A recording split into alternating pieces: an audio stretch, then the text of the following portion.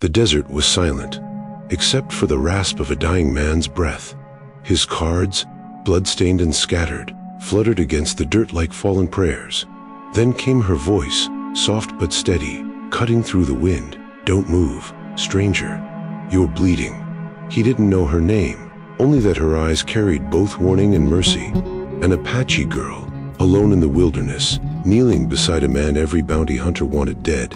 That night, under a red sky and the echo of distant hoofbeats, one choice would bind their fates tighter than any wound could ever heal. Before we ride deeper into the story, if the spirit of the old frontier still stirs your heart, the campfire tales, the courage, the dust, and the honor, then saddle up with us. Hit subscribe and ring the bell so you'll never miss another ride through the legends of the Wild West. Now, let's get back to the trail. The desert was a wide, patient thing, holding its breath like a judge, the sun a merciless coin that hammered heat into everything it touched. Cassidy Cholet half buried in red dust, a man unmade by choices that had once felt like cleverness and now tasted like ash. Blood dark in the sand beneath him, a private map of a life that had always run on borrowed luck. His fingers, once quick with cards, were slack and stained, and the cards themselves lay scattered like fallen prayers, edges curling in the dry wind. Vultures wheeled high, patient accountants of the plain, and the rhythmic echo of distant hoofbeats receded until it was only the small sound of his breath, ragged and shallow, each inhalation a protest against the dark that edged his vision. Memories came in jagged flashes, lamps and whispered beds, a hand turned too fast, a face in the crowd that had meant something once, then slipped away.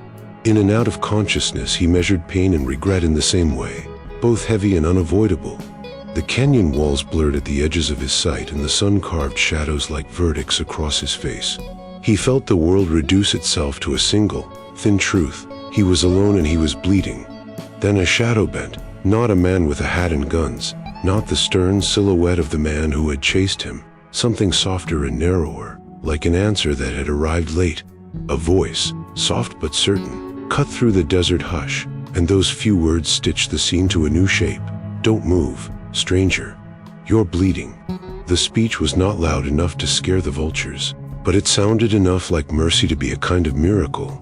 She was smaller than he would have expected, young, her skin the color of riverstone warmed by sun, her hands steady as if they had learned steadiness from tending other wounds. Her eyes carried both warning and mercy. They were ancient in patience and new in curiosity, as if she measured people by something beyond their heights and their depths. She crouched without ceremony and the wind seemed to hold for the space of a heartbeat, as if the world itself watched this quiet choice. He tried to pull himself up, pride and instinct still sharp as a blade, but a fresh wave of pain folded him back into the sand. She moved with the practiced quiet of someone who had spent nights listening to men die. Her fingers found his wound, and the touch was clinical and merciful both. Herbs, bitter, aromatic, crushed between rough palms, cloth torn from a blanket, the pressure of her hands learning the map of his body. She worked in silence most of the time, the kind that keeps its own counsel, save for the small directives that anchored him. "Breathe," she said once, and later, "Hold." There was something about the way she spoke that refused to be sentimental. Her words were precise tools, not balm made of pity. Cassidy watched her through a fog of fever and gratitude that he had not expected to feel. For a man who had made a living from reading faces and lying to them, this was a trade without a market, a stranger's steadiness for his life. He found himself asking, in a voice smaller than he intended, "Why?" Her answer arrived not as explanation but as a fact offered across a divide. "You were bleeding." She did not claim heroism. She claimed necessity, or perhaps ritual. The canyon held their sounds, the crackle of a small fire she smothered, the distant clatter of hooves like a warning, and in that arrested night the desert seemed to fold them into itself. He learned the shape of her silence as she tended him, a silence that had known loss and kept it as something to be turned, like a stone, until its edges smoothed. In the ember light he could see the lines on her face, hardly more than youth, but already etched with a patient, private grief. When dawn hinted at the rim of the world, he understood that the choice she made would bind them in ways neither yet saw. In saving him, she had carved an opening in both their pasts, and the desert, implacable and watchful, would remember. The canyon received them like a secret kept by a stone. Nile hauled Cassidy into the shadow of an overhang, her breath quick but measured, her hands steady despite the tremor that ran under her skin like an old scar, and she set him where the sand was cool and the sun could not reach the hot wound on his side. She moved with the economy of someone who had tended more than one broken thing. Cloth torn with practiced teeth, herbs crushed until their bitter scent rose and stung the air, water portioned in small, precise sips, and all the while she worked without a story, as if the act itself was confession enough. Cassidy lay half-conscious on a bed of flattened brush, his world a fevered slide of images, the ring of a saloon, the slam of a card on a table, a face that belonged to a love he could not quite hold, the sharp report of a pistol, the small red bloom on his chest spreading like a lie. Sometimes the dream visions folded into one another. Cards became wings, gunfire became thunder, a woman's scream became the wind, and he surfaced from each tide of memory into the blood. Immediate pain of the present where Naya's hands sought the edges of his life and stitched them back with cloth and bark in the sort of silence that does not ask for thanks. She pressed the herbs into the wound, murmuring syllables that were not prayers but maybe were, a quiet litany that steadied him more than the bandage. "Breathe," she said once, the word small as a command, then later, "Keep still," like a law of nature. He drifted and returned and drifted again, each time seeing her clearer, a silhouette at the rim of a small fire, the amber light throwing the plane of her cheek into relief, eyes that watched without flinching, hands that did not tremble in the moment that mattered. When he woke long enough to notice the pain as a map rather than a roar, she was there, watching the slow work of a man relearning to be held in a world that had no obligation to him. Their meeting was not a meeting of equals, it was a collision of need and agency. He, a man whose life had been measured in bets and stolen moments, and she, a woman whose life had been measured in what she kept and what she let go. "Why help me?" he asked, voice sandpapered thin. She looked at him like a river reed sky, without sentiment but with depth, then answered with the bluntness of someone who recognizes truth when it sits bleeding beside them. "Because you were bleeding." The line was not heroic, it was elemental, a reason as simple and as absolute as water. Around them the canyon held its breath. Shadows drew darker under the rock, and distant hoofbeats had then to an uneasy memory. Nye made a small fire and then put it out, the smoke only a whisper, and she arranged his rest with hands that betrayed no hurry but also no plan to linger beyond what was necessary. In the lull between his dozing she retrieved a battered tin cup and offered water with the firmness of someone who expects to be obeyed. When he refused, the refusal came like a reflex, an old man's pride. She only let him, letting silence mark the space between them instead of explanation. He watched the way she worked, how she folded the cloth as if folding the map of a life, how she set stones around their small camp like punctuation, and began to understand that her silence was full, that her actions were the sentences she would use to tell him who she was. The canyon walls absorbed their quiet and kept it, the rock a witness to the shaping of something fragile, a bond formed not by words but by the economy of care.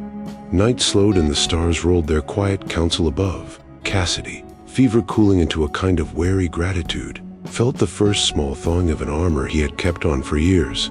He caught himself watching Nye watch the horizon, and in the way she held herself there was the history of a people, the memory of losses too sharp to name, and the patient knowledge that saving a life can be both an offering and a reckoning. As the moon slid up the canyon like a slow promise, the fragile bond of survival took root between them, not announced with fanfare but with the simple, binding facts of shared breath, shared danger, and the wordless agreement that, for tonight at least, their fates were tangled by a single, merciful act. Cassidy's memories arrived in ragged flashes, not like a neat portrait but like cards thrown across a table. One moment the hush of a saloon and the chink of glasses, the next a face in the crowd that had mattered once and then not at all. As Nye tended his wound with the quiet ritual of someone who has learned to trust her hands more than words, he drifted through the years that had shaped him into a man who counted luck as currency and regret as interest, and each recollection was edged with the smoky scent of whiskey and cheap tobacco.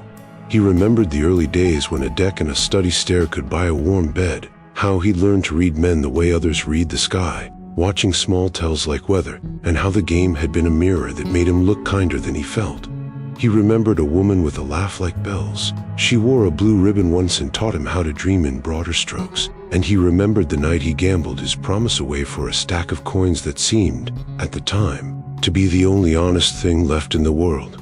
Then came the slow slide, debts piling like loose chips, a hand played too hot, men who remembered slides longer than they remembered favors, and the single night that split him clean in two, the last hand, where Cassidy had done what he had promised himself he never would. He had cheated. The thought of it made the fever climb his spine. In his dream state he saw the card marked at the edge, a tiny nick he'd missed in the light of greed, and the room's laughter curdling into accusation. That marked card named him a coward in the town, a place that would not forget. Colter Briggs's name arrived not as echo but as thunder, a man whose look could flatten a man's pride like a boot on a hat. Cassidy felt the heat of that hatred as if it were a brand. Colter had been a partner once in a smaller life, someone who'd played straight until the ledger changed, and the wound between them had been opened by trust betrayed. Colter's vengeance was not an abstract thing. It was careful, precise, and patient. He'd posted notice and spread the story in saloons and stables until bounty hunters had the maps to Cassidy's mistakes. As Nye shifted cloth and pressed bitter poultices into the rent in his side, Cassidy mouthed fragments of names and numbers. The town, Santa Mesa, the night, 3rd of June, an alley behind the St. Elmo. Voices raised, a pistol's bright bloom. He drifted, then surfaced to the curve of Naya's profile, the way her jaw tightened when a thought moved through her, and he felt shame like a physical weight. Colter Briggs, he said once, the name a single stone thrown into the canyon of the present. Naya did not ask who that was. Her silence was a kind of listening that did not require his confession to of punctuation. He tried to explain why he had turned to trickery, how survival had a way of rearranging a man's morals until they fit the shape of the world he moved through. But the explanations tasted like excuses in his mouth, and he stopped before he could rationalize the cruelty of what he had done. Instead, he muttered about the last hand, the one that had meant to buy back life and instead bought him a price on his head. He told, in stuttering fragments, about the knife glint that followed him out of town, the man whose eyes had the dull, clean look of predators who will not be denied. Naya's fingers worked without ceasing. She bound, she folded, she sang under her breath in a cadence that might have been prayer or memory, and the soft sounds wrapped around his confessions like a quilt that did not need to be mended with words. The canyon swallowed his whispered truth but kept it like a relic. The rocks held the shape of his shame and returned nothing but the small, hard echo of survival. He spoke of money and betrayal as though naming them might drain their power, but his voice faltered where the recounting touched the man Colter had once been. There was a human shadow in the hatred, a reminder that vengeance grows from something that once was respect.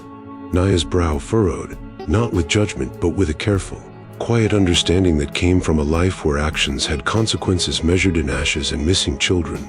She laid a hand over his shoulder, an almost touch that tethered him to the now, and in that small gesture Cassidy felt a ledger he could not balance finally closed for a breath. The past, he understood, would not be rewritten. The last hand could not be unplayed. What remained, as Naya's steady hands worked, was a choice newly forged, to run until his bones were tired and the horizon swallowed him, or to learn what it meant to carry the weight of what he had done and perhaps, in time, to return something like restitution. Cassidy woke to the canyon's walls leaning cloaked like old witnesses and the metallic taste of fever still at the back of his throat, and when his eyes cleared he saw more than the amber gray of Naya's face. He saw the canyon itself speaking in a language of scratches and careful gouges, symbols worn into the stone, rows of notches, a spiral cut that told of journeys ended and names kept alive. He reached out with a hand that trembled, tracing one mark with a fingertip and feeling the weathered truth of it under his skin. And Naya watched him without haste, as if she had expected this moment where a stranger would read the ledger of her life. She spoke little. Her words were the kind that arrive like pebbles thrown into a deep pool and make every ripple count. "Those are for the ones we lost," she said, and the sentence ended with the weight of winter. Then she bent to a small pile of broken pottery and feathers, fingers moving in a slow choreography that suggested ritual rather than display, and told him, with the blunt economy of someone who has named grief so many times it has a shelf in her mind, that her village had been burned 2 winters past, cavalry scouts passing through like a fever they could not cure, tents and songs going up in smoke while families scattered like seeds. Cassidy, who had counted men by the size of their debts and the steadiness of their hands, felt something inside him loosen and fall away. He had seen towns razed by greed and laws bend into ropes, but Naya's loss was different. Smaller faces, quiet prayers, the particular ache of a community erased, and it struck him as if he were reading a confession that mapped onto the hollow places he had learned to ignore. He tried to apologize for what he had been. "I've taken a lot," he muttered, the words rough as gravel. But Nai's expression did not hunt him for penance. Instead, she tilted her head and said, as if correcting a ledger, "You didn't start the fire." The line was not absolution.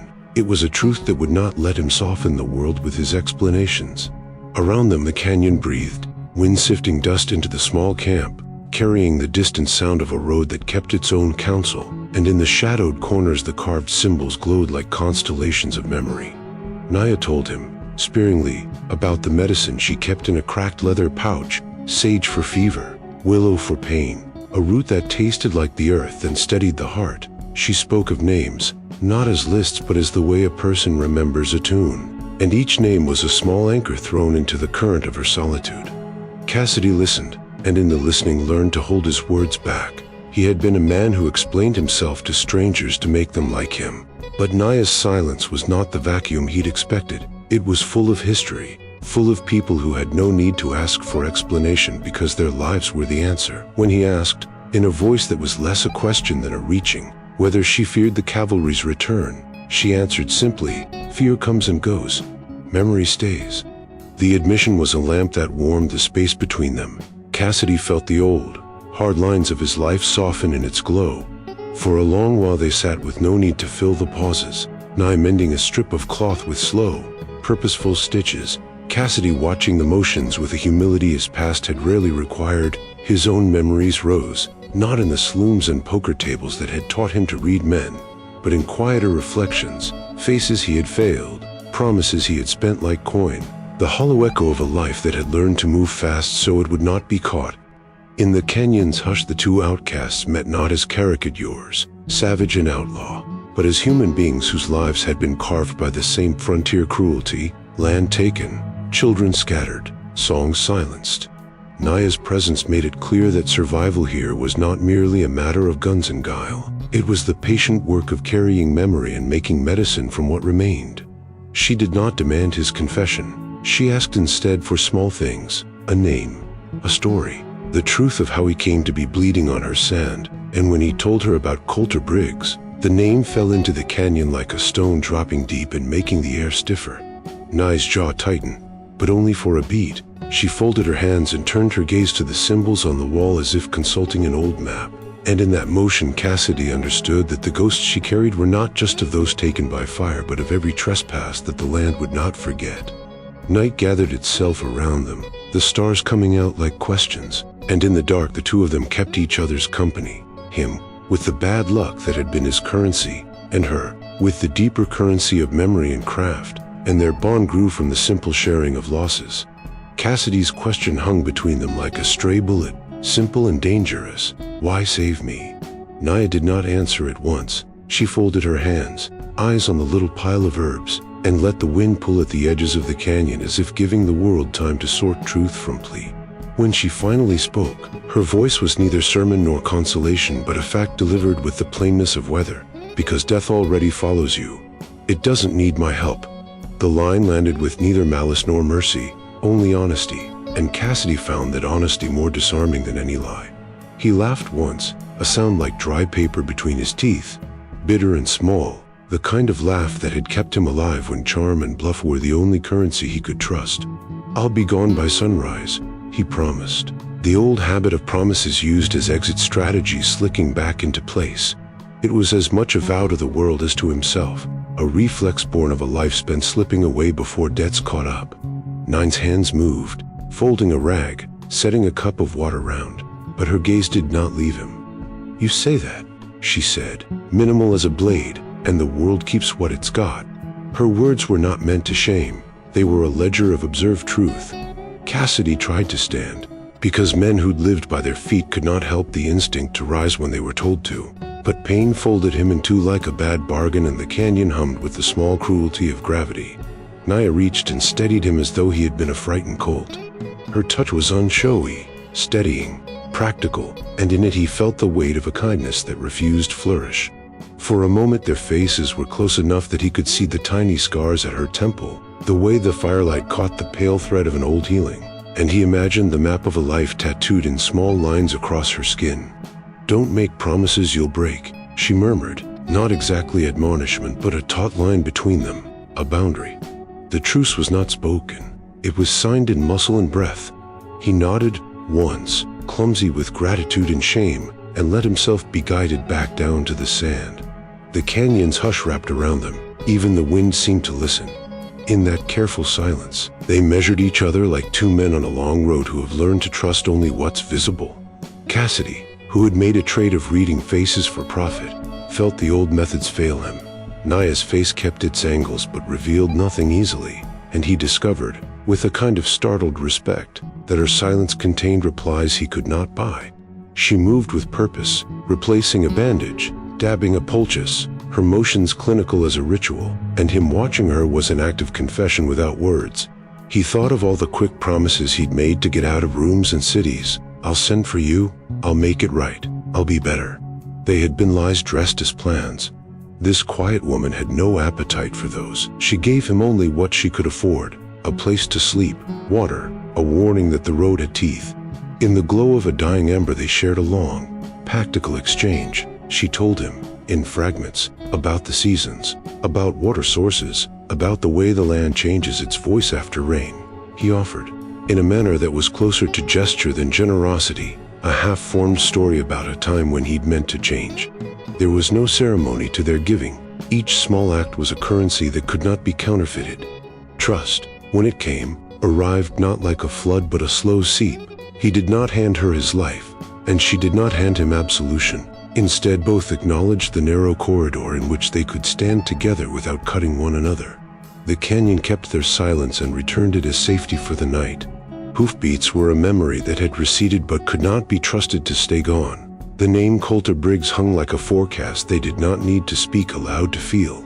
Cassidy felt the old instinct to leave rise again. Subtle, insistent, and he fought it back with the same stubbornness that had once steered him through bad luck. He wanted to be gone at dawn. He also, for reasons he did not fully own, wanted to see the sunrise from the place where someone had chosen to mend him. In that small, uncharacteristic desire, the truce was sealed, not with words but with the shared knowledge that both had been stripped by the frontier and neither intended to do the stripping again tonight. While we catch our breath by this dusty road, go on and tip your hat to the last rodeo. Give this story a like and subscribe so you can ride with us again soon. All right then, let's get back on the trail.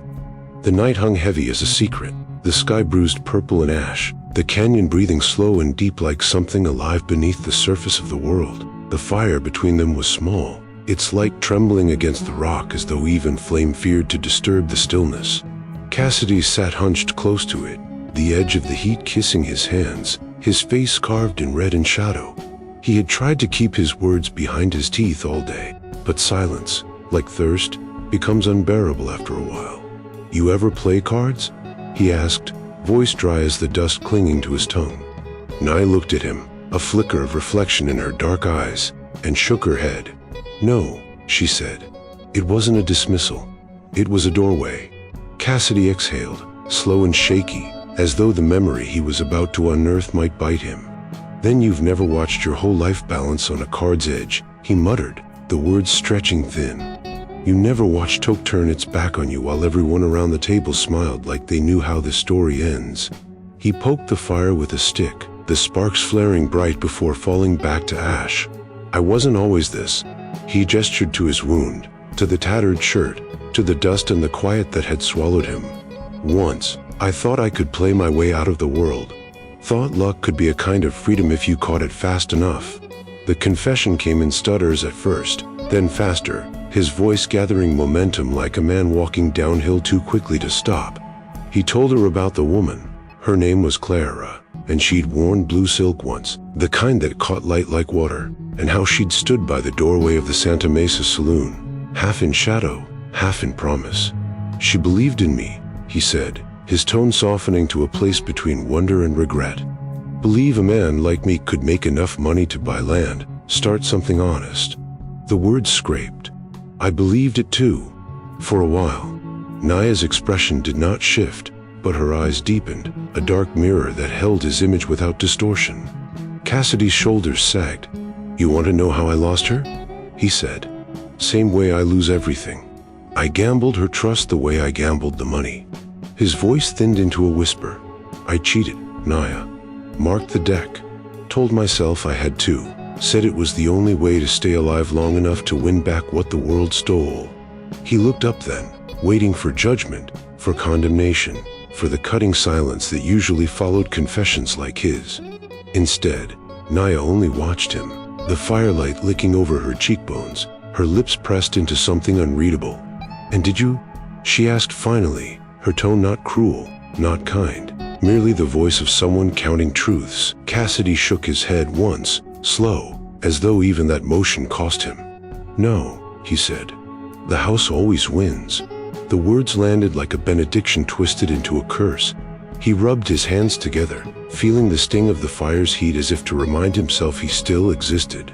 Naya said nothing for a long time, and the canyon filled the space her silence made, the crack of settling wood, the sigh of wind threading through stone. When she finally spoke, it was almost to herself. "The world takes much, but not everything." Her gaze lifted to the stars that hovered like tiny, watchful spirits. "You still have breath. You still have the chance to give more than you took." Cassidy met her eyes, and for the first time, there was no defense there, no gambler's grin, no practiced smirk to dull the edge of shame. "And what would I give?" he asked, quiet as embers. "Something that isn't yours," she replied. "Something you make." The answer lingered between them, half riddle, half promise, and in it, Cassidy heard the faint outline of redemption drawn not by chance, but by choice. The fire burned low, the canyon cooling around them, and in that hush, something invisible shifted, the fragile balance between sin and grace tilting just enough to let a sliver of light through. He turned away then, not because he wanted to hide, but because he feared she might see the smallest, most dangerous truth of all, that he wanted to believe her. The hoofbeats arrived like a tightening rope, first a distant thrum that the canyon muffled, then a steady, urgent thrum that dragged the night awake. Naya's body changed before her face did. Hands flew in small, urgent motions. She smothered the last ember with a palm and the smoke died as if someone had put a lid on the world. Then she reached for Cassidy and mouthed, "Down," the word tiny and absolute, and he obeyed because the canyon had taught him that when a woman's voice is steady in the dark, it is sharper than any pistol. They split into shadow like two shapes remembering less than they needed to. Naya's breath was a measured thing, a quiet metronome that matched the rhythm of the hooves now closer, and she set him behind a rib of rock where his blood-slick shirt blended into the dirt as if he'd been swallowed by the earth itself. Above, on the ridge, outlines moved against the faint stars, men on horses, their silhouettes high and hard, and a voice, coarse and certain, carried down, spread out. "Find him. Cassidy Shaw, dead or alive." The name struck the air with a hiss, every syllable a small accusation, and Cassidy felt it as if someone had run a finger through the wound at his side. His pulse became a drum in his throat. Naya's eyes were black moons in the amberless dark. She tightened her grip on a knife whose handle had been smoothed by use and years, and Cassidy watched the way her jaw set, the way a line of muscle worked along her neck as if preparing to take on more than a single enemy. He could have been terrified, could have tried to crawl away while the men searched paths they had been taught to read, but the sight of her ready to fight for him, this man with debts and marked cards, struck something in him that did not belong to habit or bargaining. He saw, with a clarity stripped of all his practiced lies, the simple truth: she would not let them take him without a fight, and she would fight with the economy of someone who had lost everything and learned the value of what remained. The ridge held its own chorus. A lighter voice laughed like gravel, and culture Briggs answered with the flatness of certainty, a command as inevitable as dusk. "Check the washes." He can't have gone far. Cassidy pressed his face to the cool stone, the scent of crushed sage under Naya's fingers filling his nostrils, and listened to the canyon translate the men's words into possible movements. Naya's plan was not elaborate. It was elemental, quiet like her life. She shifted a loose stone so it would roll with a small, deliberate sound away from their hiding place if a searcher came too close, and she freed an arrow from its quiver with the sound of a single breathing motion. Cassidy, whose business had always been to bluff and to vanish, noted the simplicity and the precision of her tactics, and felt a kind of shame for the times he'd relied on the flash of a card instead of a steady hand. He thought of Coulter's face. Howard had the satisfaction of a man who believes law makes right, and he imagined the moment the bounty hunter would discover the absence of the body he saw it, the noise of surprise, the shrug of men who never learned patience. Naya's fingers were steady as the wind shifted. She checked the bowstring with a thumb that knew how to measure resistance, then set the blade between her teeth to bite, misdirecting rope if needed. The small, practical preparations of someone who understood that violence was a thing to be survived with as little poetry as possible. The men below spoke of bounty and silver in the same breath, as if currency could be a prayer, and one voice, less sure, younger, asked if they should burn the canyon, force him out with smoke. Coulter answered with a tone that made the skin along Cassidy's arms rise. "We don't need fire. He'll run to the water, or to the road. He's reckless. He always is." The accusation landed like a challenge. Nye's eyes caught his then, the two of them exchanging the barest litany of acknowledgement. He ordered his life, and she owned no illusions about whether the world would take it back. In the hush that followed, an absence almost louder than the hoofbeats, Cassidy felt an odd, fierce gratitude that was not softened by guilt. He felt the first, honest surge of wanting to stand up and repay her, not with money or promises, but with the thing he'd never learned to offer: steadiness. The canyon held the sound of the men's saddles as they began to fan out, the night filling with going and returning, and Naya drew the bow across her palm in a small, dry sound and said under her breath, almost to the stone itself, "Not tonight." The words were not a prayer. They were a compact between two people who had nothing but the present to bargain with, and as the first horse slipped behind a low rise, both of them waited, breath held, ready for the moment when shadow would meet shadow and choice would unspool into action. Dawn came like a slow, deliberate wound, pink and copper leaking across the canyon rim, while the riders lifted dust and vanished eastward, leaving the place smelling of spent gunpowder and iron. Naya sat very still until the last hoofbeat became a memory. Then she exhaled a single, steady breath and returned to her work with hands that betrayed no hurry, grinding bitter herbs between stones as if each crush could stitch a world back together. Cassidy watched her through a fog of pain and shame that felt foreign, the kind you only meet when the currency you've always traded, bluff, charm, denial, fails at the bedside of a life someone else has chosen to keep.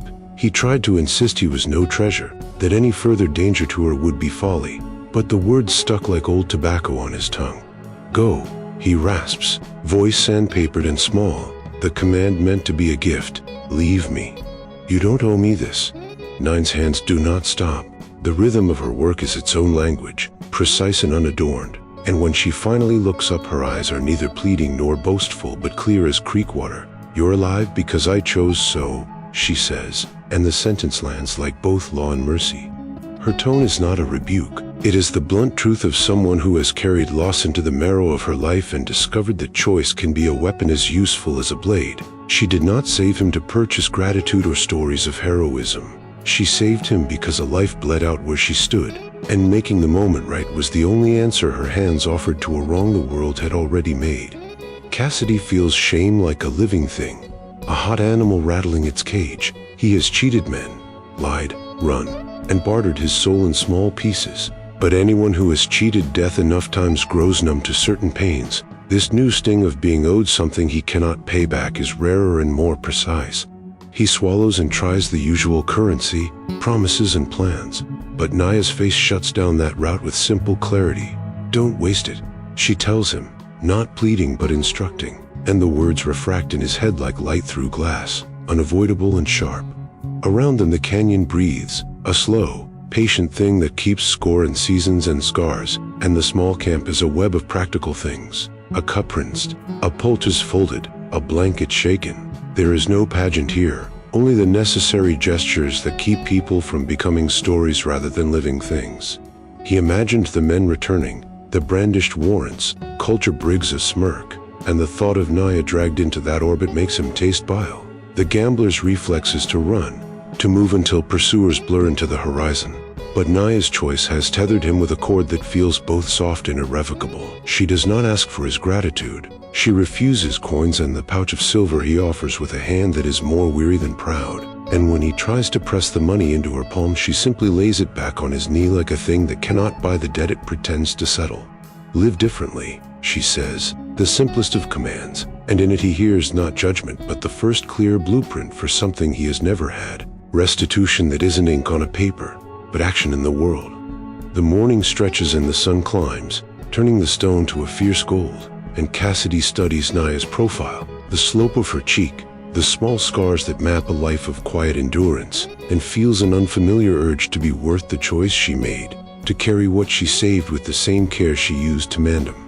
The price of kindness, he understands with a sudden, aching clarity. It is not coin or favor but the requirement that the recipient stop living as if every day is an escape.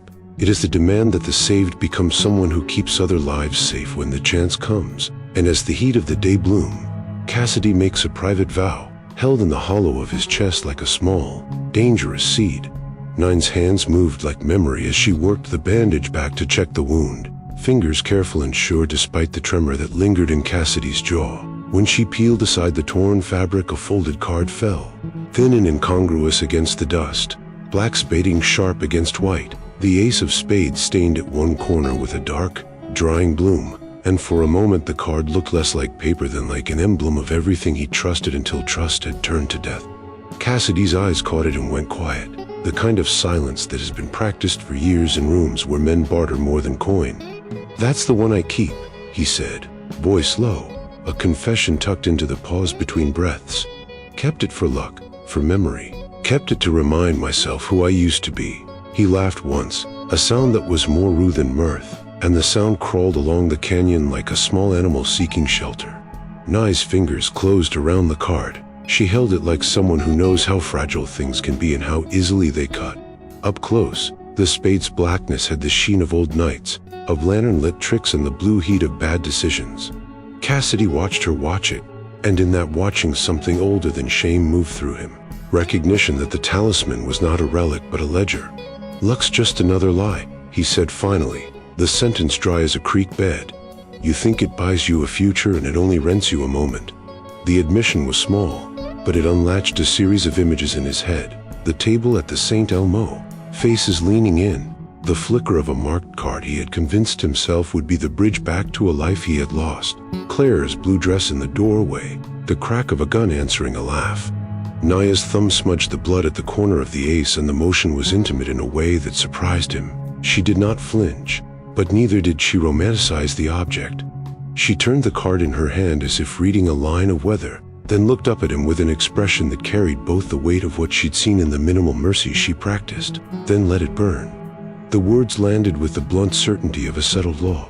She dropped the card into the small heap of embers she'd banked earlier. It caught quickly, the paper curling like a moth in the flame, black becoming ash in a breath. Cassidy felt a physical shift at that moment, as if the card's small gravity had been anchoring not just to memory but to the identity he'd been clinging to. And when the spade hissed once and went dark, he inhaled as if a hand had been removed from his sternum. The lightness that followed was complicated, part relief, part terror, because the absence of the talisman left him exposed, naked of the superstition that had been a shield and a shackle.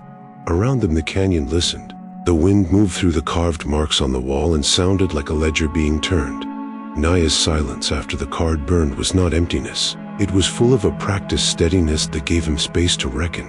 He wanted to say thank you, to name the debt and try to pay it with words, but what rose instead was a humbler articulation, a promise he did not trust yet but felt in the bones, an intention to live so the choice she made would not be squandered. "You understand what they'll do if they find us?" he asked, because fear sharpens the tongue to particulars. She nodded once, the movement like a small stone dropped into deep water. "They will count their coins and forget consequences," she said, voice even. But there was a canyon of experience under the evenness. The danger outside the rock did not change because paper husked hoofbeats could be back by morning, and Coulter Briggs's name still tasted of rest on his tongue. Yet the burning card made a fissure in the old currency of his life, one last object to be used to justify more lies. Nye folded the last of the cloth bandage with hands that were both gentle and businesslike, and Cassidy watched the motion as if he were watching a ritual that could, perhaps, bind him to a different future. He felt the ache of the wound, but beneath it, A seed of something like resolve began to take root, not a gambler's blind faith in luck, but a painful, deliberate choice to be present in the life offered to him, to repay a kindness not with stories but with acts. The fire smoldered. The ashes of the ace were a gray smear that the wind would scatter, and in the hush that followed, both of them listened to the canyon's breath and knew that what had been cleared away in the flames could not fully erase the tracks of the past, but it could change the weight of the next step. The morning they came felt like a held breath released all at once. For 3 days the canyon had kept them in an pocket of quiet, water measured, food hidden, a watchfulness that had the texture of prayer. But the land cannot pretend forever, and the sound of iron on leather announced the world reasserting itself, spurs ringing on rock long before shapes crested the ridge, and Cassidy, who had spent a lifetime listening for opportunity, felt a different sort of urgency tighten his gut when the cadence of hooves resolved into purpose. Coulter Briggs arrived as a man who had been honed on grievance. The scar along his cheek was the map of old violence, and his boots kept a path of accusation wherever they trod. He rode with 3 hired guns whose faces were the kind that have been paid to forget mercy. Each carried the steady tiredness of men who had made a trade with their conscience and been outbid by coin. They fanned on the ridge, scanning like predators, and Coulter spoke with a voice that made the canyon's walls answer, "Spread out. Don't let him slip between rocks." Cassidy heard his name in the command, and something old and animal in him wanted to bolt, to become the shadow that scuds away at the edge of a man's knowing. Old reflexes like worn cards. He'd used to play a better game, but the wound at his side and Naya's presence tethered him. Naya moved with an economy of motion that had always been her language. She read the writ with the same attention she used to read roots and sky, and when she notched an arrow, it was as if the canyon itself held its breath for the shot to come. She did not speak much. Her words were fewer than necessary, yet in the weight of her silence there was command. She set a bowstring under her chin, posture like a small, dangerous promise, and the arrow's flight was the only answer she intended to give unless the men below stepped too close. Cassidy fumbled with his revolver, hands that had once been quick and sure now slick with sweat and the tremor of recent pain. Each shell slid home with a click that sounded louder than it should, each metallic kiss a small liturgy of intent. He had always believed in the theater of bluff, the flash of a card, the tilt of a smile, to move a room. Here, where the stakes were measured in breath and blood, bluff felt ridiculous. Coulter's shadow fell across the canyon rim like a judgment. He dismounted with a casualness that would practice in menace, and the hired guns followed, boots grinding gravel with a slow certainty of things that will not be hurried. When Coulter called down a challenge, "Cassidy Shaw, come out with your hands," quiet and quick, his words were not an offer so much as the sealing of a sentence. Naya's knuckles whitened around the bow, the string creaking slightly as she drew the shaft to eye level, and Cassidy watched her, seeing in the set of her shoulder the lives that had taught her to make protection a form of craft. He knew enough about Coulter to read the small signs of a man who enjoys the arithmetic of fear, the tilt of a chin when he thinks he wins, the slow smile that sets by crust. The hired guns spread into the gullies, voices low, professional. One of them carried a dog that nosed at the edge of scrub, eager for the scent of a hunted thing. Nye mathed a plan that was more movement than speech. When one man came close, she'd loose an arrow not to kill but to wound a pursuer's arm, to make him stumble. Cassidy would use the confusion to roll from cover and create a second front. It was not a grand strategy, but it was enough. Their lives had been clarified to the simplest terms: survive, retreat if necessary, give as little as possible to men who traded in endings.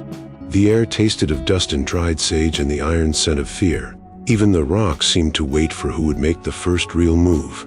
Cassidy thought of the card he had burned and felt its old gravity tugging at the edges of the choice before him. Run and be hunted till horizon and hunger took him, or stand and try to change the arithmetic. In the ridge's shadow, Coulter cocked a pistol and whistled soft, a sound like cold amusement, and the canyon answered with a small rustle as a vulture took wing. Naya's arrow twitched against the string, a living thing held back by a hand that knew the cost of killing. For the first time since the card was ash, Cassidy understood that his life had been wagered on a different table, not one of luck but of deliberate acts, and that the measure of a man now would not be how well he lied to a room but whether he could keep one small promise, to stay and protect the hand that had saved him. While we catch our breath by this dusty road, go on and tip your hat to the last rodeo. Give this story a like, and subscribe so you can ride with us again soon. "All right then. Let's get back on the trail." The cannon swallowed Coulter's voice and threw it back at them, hard and flat. "Come out, Cassidy. I'll make it quick." The words slid along the stone like a verdict, and the men below shifted, their shadows colliding with the light. Cassidy felt the sentence in his bones, the long, familiar churn of being hunted, and something in him that had once lifted off motion and evasion instead found a strange, stubborn stillness. Nye's hand pressed to his shoulder, light and urgent as a warning. "Stay," she mouthed, breathless, eyes cutting the space between rock and rider like a blade. But the canyon had already turned his quiet into an accusation he could not wear anymore. He rose because the lie of leaving had grown too heavy, because running had been the trade that cost him his name and any hope of a different end. He moved into the open with the crooked gait of a man learning a new posture, not fleeing, not bartering, but standing. The light struck him full, the heat making each mote of dust a small, bright accusation, and for a heartbeat he could see the lines on Coulter's face, the scar a highway of old choices, and remembered a time when the two had drunk from the same bottle and sworn oaths that had burned easier than the lies that later replaced them. Nye slid away into the shadows like a second thought, silent, precise. She climbed the low ledge, her silhouette folding into rock, an unseen promise of violence ready to be delivered if the need bled into necessity. Cassidy's revolver rode heavy on his hip, a cold, familiar weight, but his hands did not reach for it with the ease of habit. His fingers flexed and found the leather of the holster, then relaxed, as if testing himself against the urge to become the man the gun expected. Coulter spat into the dust with a contempt that tasted like old whiskey. "Thought you could cheat the room and ride out?" he called. The hired gun snorted approval. The dog below whined, sensing the shift. Cassidy looked at Coulter and did not offer the practiced smiles that had once bought him time. He offered instead a ragged truth that felt like a coin too worn to trade. "I was a coward. I tried to fix what I broke with cards." The confession landed awkwardly into the canyon's acoustics, and for a moment it seemed to wobble in the air between them, an unblunted thing in a world sharpened by hatred. Coulter's smile was a blade. "Save your breath," he said, voice flat as a hammer. "You don't get to cash out on words." There was the old friendship in the angle of his draw, twisted now by grievance into something that had been forged to kill. Cassidy's throat worked. He had rehearsed explanations like conjurers' practice tricks, but explanations felt obscene here, beside the spit and the charged silence of men who had been paid to end stories. "I didn't," he began, and the word fractured. Behind him, Nye's breath was a quiet engine. Her plan was small and simple, the precision of someone who understood the geometry of survival. Distract, wound, move. She knotted an arrow and drew it so gently the string whispered a sound like a secret. Her shadow moved with a logic that was not grand but effective. Cassidy met Coulter's eyes, and for the first time he saw not only the man's hatred but the ghost of something else, maybe the trace of the companion he had been, years ago, before debts and bravado braided themselves to his name. "You used to call me brother," Cassidy said, not pleading but naming an old fact to see if any truth remained. The saying unsettled the hired gun's a hair. The word pulled a seam in Coulter's face that made him look older. "Names don't stitch burned houses," Coulter answered, and there was no surprise in his voice, only the slow machinery of a man who believed retribution was currency. Cassidy felt the canyon tilt, the air narrowing into the shape of a gun's muzzle. The dog barked once, sharp, and a jeweled flutter of panic passed through the hired men. Nye's arrow hummed in her throat, poised between release and restrained. For a breath that stretched taut like a wire, the three of them, gambler, hunter, healer, stood like figures carved into the same stone, each carrying histories that made their present inevitable. Cassidy's heart beat not with the trained rhythm of a gambler's cool but with something raw and human, fear, shame, and an odd, stubborn hope that standing might mean more than surviving. He squared his shoulders, felt the scar of past cowardice like an ember under his ribs, and in the hush before violence he lifted his chin as if to meet the moment he'd been avoiding his whole life. Behind the ledge Nye's release was a promise tremoring on the edge, and the canyon held its breath for the sound that would break them all. The first shot shattered the world into pieces of sound and dust, an echoing crack that made the canyon itself flinch, and Cassidy felt the sting of a bullet carve a shallow line along his shoulder, hot and bright like a warning written in pain. The force of it spun him half around, and instinct, not thought, pulled the revolver up from its holster, the motion born of 1,000 hours in dim saloons and darker alleys where speed had been the only measure of grace. His gun barked once, twice, and the air filled with grit and echoes. Coulter staggered back, a red bloom spreading under his ribs, his eyes shocked not by pain but by betrayal that had come full circle. "You still cheat," Coulter rasped, voice heavy with disbelief, and then he went to his knees, the weight of his years and hatred dragging him down. Cassidy wanted to answer, to deny, to say that for once he had played it straight, but the words drowned in the roar of returning fire. A bullet struck rock inches from his head, splintering stone into sharp flakes that kissed his cheek, and when he turned he saw one of Coulter's hired men leveling a rifle, barrel steady, sight drawn to his back. There was no time to move, no cover worth reaching. Cassidy's mind went blank in that perfect, suspended second before death. Then the sound came, thin and high like the sigh of wind slicing through bone. The arrow caught the man square in the throat, the shot so clean it looked deliberate in its mercy. He crumpled without a sound, his gun clattering uselessly to the dust. For a moment the canyon froze, holding the sound of silence like something precious. Cassidy blinked, the ringing in his ears blending with the rasp of his own breath. He turned and saw her, Naya, standing in the open, her bow half drawn still, the feathered shaft vibrating with the ghost of its flight. Her breath came steady, unhurried, as if she had simply done what the world required of her, nothing more.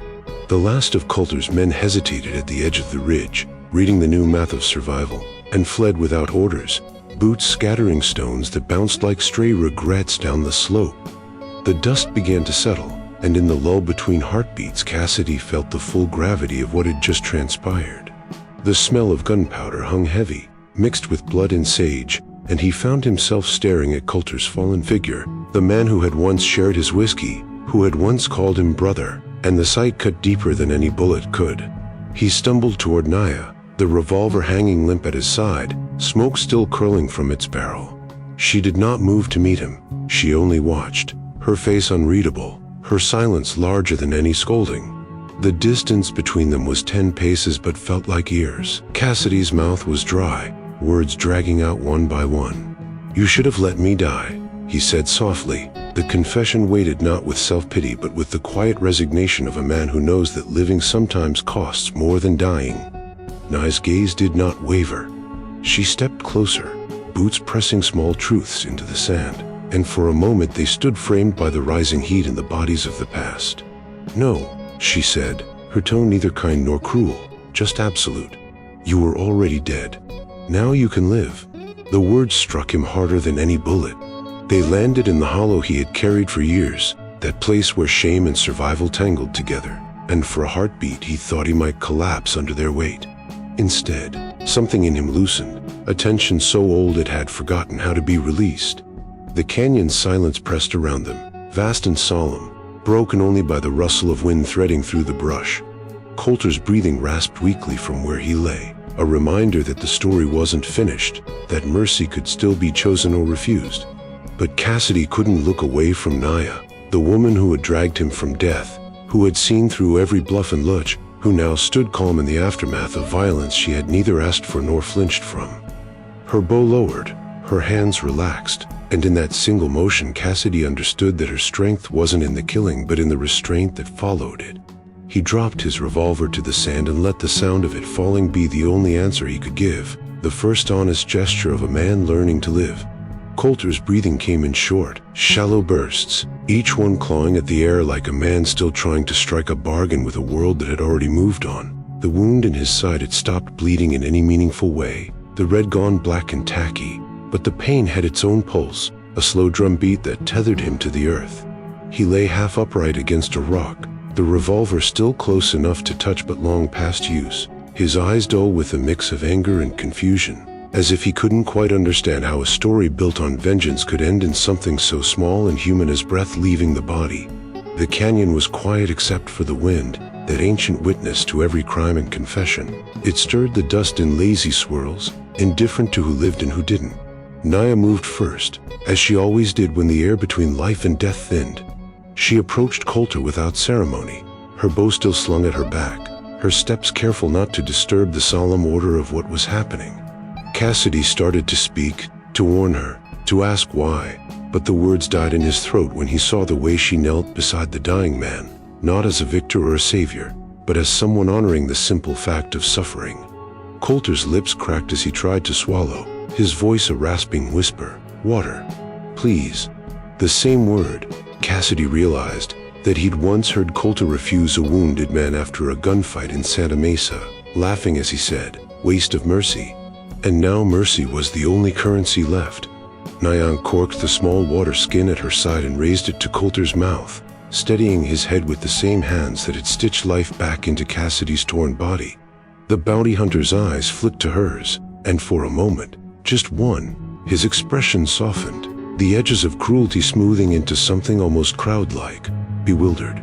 He drank, or tried to, the water spilling down his chin, darkening the dust beneath him. "Why?" he managed, voice threadbare, disbelief still anchoring him to old habits. Nia looked at him, not answering in words. Her silence was its own reply, her face the stillness of a stone that has weathered everything and found no need to justify itself. Cassidy watched from a few paces away, unable to move, his hands trembling not from fear but from the dawning awareness that mercy, the thing he'd once dismissed as weakness, was harder than vengeance, rarer than luck, and truer than redemption. It took a kind of courage he'd never possessed, the courage to give something to someone who could never repay it. The wind shifted then, brushing against his face, carrying the scent of blood and sage, and he thought of all the times he'd begged for mercy in his own ways, through charm, through deceit, through the bluff of a smile, and how none of it had ever been real. This was different. Nia stayed with Coulter until the end, her hand resting lightly on his chest, feeling the last uneven rhythm fade into stillness. When it was done, she closed his eyes with a tenderness that made Cassidy look away. No one spoke. The desert didn't mark the passing with anything grand, it simply continued, endless and unjudging. Cassidy took a shovel from the saddlebags of one of the abandoned horses, its handle rough against his palms, and began to dig. The work was slow, the ground reluctant, as if it, too, demanded to know why this man deserved a resting place. But Cassidy didn't stop. Sweat mixed with the dried blood on his arm, the pain in his shoulder flaring with each motion. Nia stood a few feet away, watching, her shadow long and still against the pale sand. When the grave was ready, they lifted Coulter's body in silence, setting him down with the same care one might give to a sleeping child. Cassidy covered him with dirt, each shovelful a small act of penance, a rhythm that steadied his breath. When the last trace of the man was gone, he sat back on his heels, staring at the mound until the lines blurred. The wind rose, catching the loose dust, scattering it into the distance, and he imagined it carrying away something heavier, the residue of old sins, the weight of choices that could never be unmade. Nia laid a small stone atop the grave and said, "The desert keeps its own records." Cassidy nodded, his voice gone, his heart heavy but unchained. He wasn't the man who had crawled bleeding through the sand days ago, chasing luck and running from consequence. Something in him had shifted, quietly, irreversibly. For the first time, he understood that survival wasn't the same as living, and that mercy, once given, reshapes both the giver and the damned. The morning came slow, cautious, as if the sun itself feared to wake what the night had left behind. The canyon, once a vessel of gunfire and ghosts, now shimmered gold under the first light, every stone rimmed in quiet grace. Cassidy stood at the mouth of their makeshift camp, the smell of cooling ashes clinging to his clothes, the weight of silence pressing at his ribs. His wound had closed into a heartache, the kind that reminded a man he was still walking this earth. Nearby, Nia knelt by the stream, rinsing the blood and dust from her hands. Her movements were steady, deliberate, rituals of continuation, not grief. The stillness between them was heavy but not empty. It hummed with everything that didn't need to be said. Cassidy held the small leather pouch of silver he'd kept through all the years of running, the last of his winnings, the residue of a life built on deceit and chance. It was not much, but to him it had always meant survival. One more card to play if the world turned cruel again. Now, as he stepped toward her, the weight of the pouch in his hand felt like a relic from another man's life. "It ain't much," he said, voice low, roughened by too many confessions that had come too late. "But it's what I've got left. Take it." Nia looked up from the stream, water dripping from her fingers, and met his gaze with the same calm that had steadied him in fever and in fear. "You don't owe me," she said, her tone firm but not unkind. "Just live different." The words struck harder than any sermon. They stripped the gesture of its comfort and replaced it with responsibility. Cassidy opened his mouth to answer, but nothing came. His throat tightened, his tongue useless against the simple truth of her demand. He wanted to tell her that he didn't know how. That man like him didn't change. They just slowed their dying. But her eyes, dark and unyielding, told him that excuses were just another form of cowardice.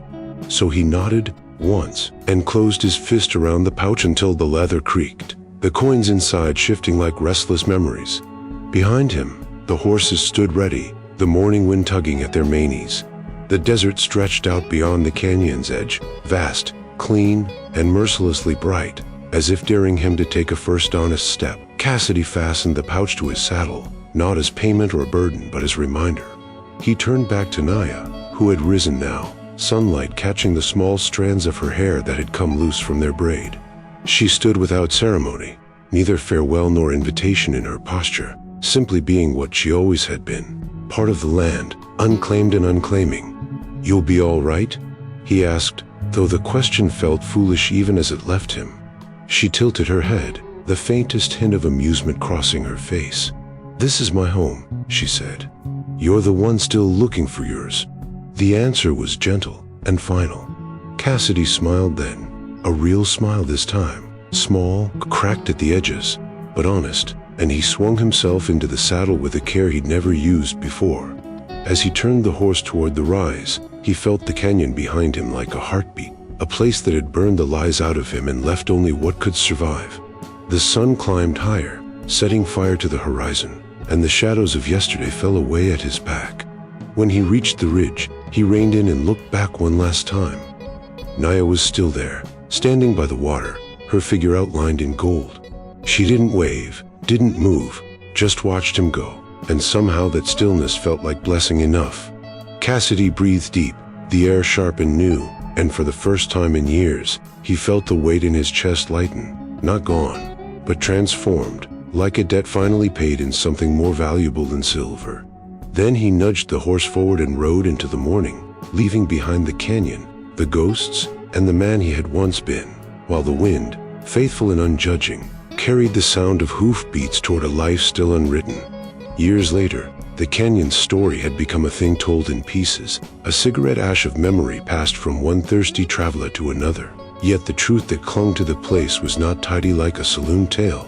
It was knotted and quiet, more felt than proclaimed, and the name Cassidy Shaw slipped into that ledger of rumor with the soft abrasion of a man being worn down by miles and choices. Some told the story like a ralphed yarn. He vanished, they said, ran until horizon and hunger swallowed him. A gambler who could not stop chasing a hand that would finally make him honest, while others whispered of a different ending, that he stayed, that the wound in his chest mended into a kind of holding and the silver in his pouch became seed money for a small, stubborn life that traded cards for soil, and that Naya, the healer who had once knelt over a bleeding stranger, took him in not as a trophy but as a partner in a life braided with work and ritual.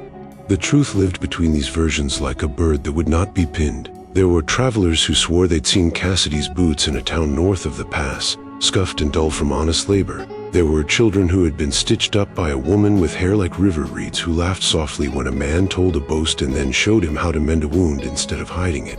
Others swore the gambler's face never left the map of his regrets, that he rode the trails for years, always circling back to the canyon in his sleep, eyes following the horizon as if the memory of a woman's hand on his wound had become a compass he could not ignore.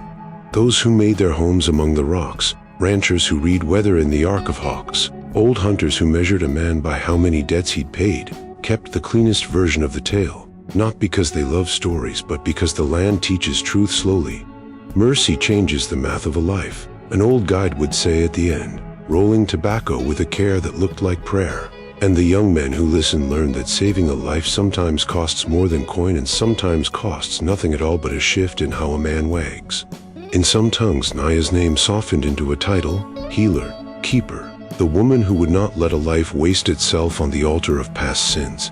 In others it became legend, an Apache woman who navigated the canyon like a secret map, who could make poultices out of dust and stitch grief into meaning. People embellished, they always do, because stories want to be useful, but the core of what they said never changed. Once mercy was given, it did not evaporate like morning fog. It layered itself into action, into a hand offered when a farmer's son broke his leg, into the calm that stopped a barroom brawl from becoming a bloodletting. Small currencies of grace that multiplied in ways silver never could. Sometimes, late at night near the stove, an old woman would tell a cluster of grandchildren about a gambler who learned to be steady at last, and the children would ask if legends could be true because they needed models for the sort of adults they feared they might become. The answer, always, came back in the shape of an ordinary fact. Choice is the only miracle we get. Not every ending in those tales was tidy. Some versions kept Coulter Briggs alive long enough to become a bitter footnote. Others let him be a cautionary heap of dust beneath the stone. But the detail that never changed was the image under the blood-red sky, a girl kneeling beside a dying man, speaking not to save reputation but to answer the simple, stubborn law of being human. When travelers sought the canyon in different decades, they found new traces, a stone arranged with careful hands, a shallow pit where wild sage grew, a scattering of pottery shards smoothed by weather, each small mark a document of presence. If you ask the old hunters, they would lean in and say, "You don't find mercy like you find water. It's not a thing you go looking for. It finds who's willing to do the work afterward." And if you pressed them, they'd smile and add, quietly, "Sometimes the world pays you back by letting you keep the one who showed you how." The legend they left behind was not a single answer but a pattern. Mercy offered in a desert that had taught cruelty, a gambler who learned what living meant when someone refused to let him die, and a healer whose work spread quietly beyond the bones she mended. In the end, the canyon kept its own counsel, and in its slow way it taught people a language older than coin, that salvation can arrive from unlikeliest hands, that mercy, once given, does not fade but grows roots, and that the truest stories are the ones that change how we go on. If this story stirred a memory or two, saddle up with us again. Hit subscribe and help keep these old frontier tales alive. Out here, every name, every trail, every sunset still matters. So till we meet again, friend, keep your hat tipped to the past and your heart pointed west.